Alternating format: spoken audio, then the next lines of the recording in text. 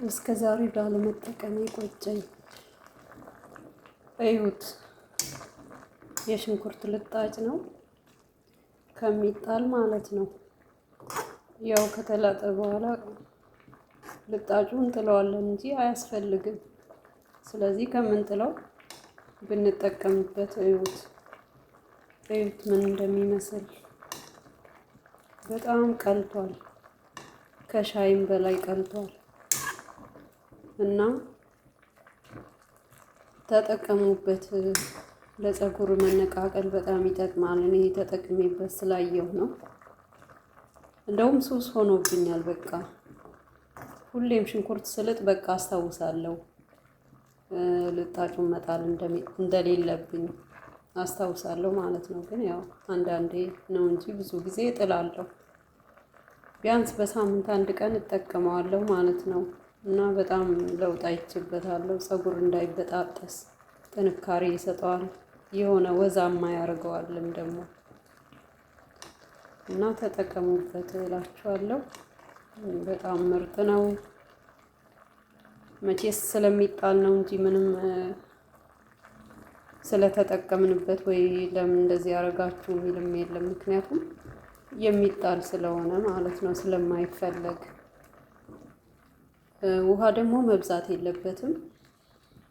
የሽንኩርቱ ልጣጭ መጀመሪያ ላይ አጥበዋለሁ።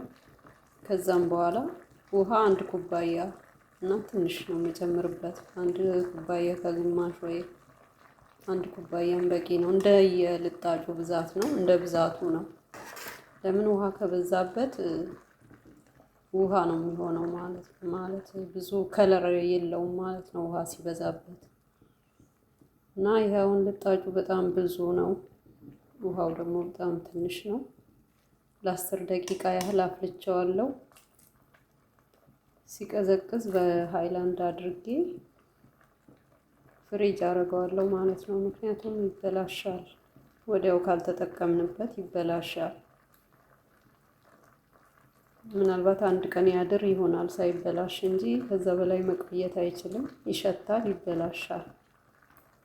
ፍሪጅ ነው ማስቀመጥ ያለብን፣ ወይ ደግሞ ወዲያውኑ ጊዜ ካለን ወዲያውኑ ብንጠቀመው ይቻላል ማለት ነው። ከማስቀመጡ ብዙም ማስቀመጥ አያስፈልግም፣ ወዲያውኑ መጠቀሙ ይሻላል። ፍሪጅ ውስጥም ብዙ መቆየት የለበትም እና ሞክሩ ትላችኋለሁ። በጣም ምርጥ ነው።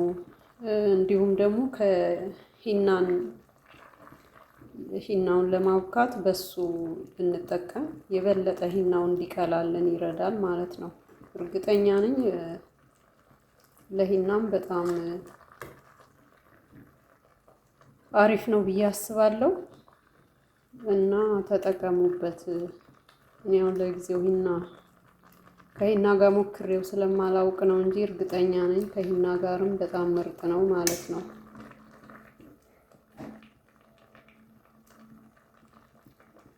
ይበቃዋል። አሁን ውሃው እያነሰ ስለመጣ በቃ ይበቃዋል። ከዚህ በላይ ማለት ነው ውሃውን እየፈላ ከቆየ ያልቃል ውሃው ማለት ነው።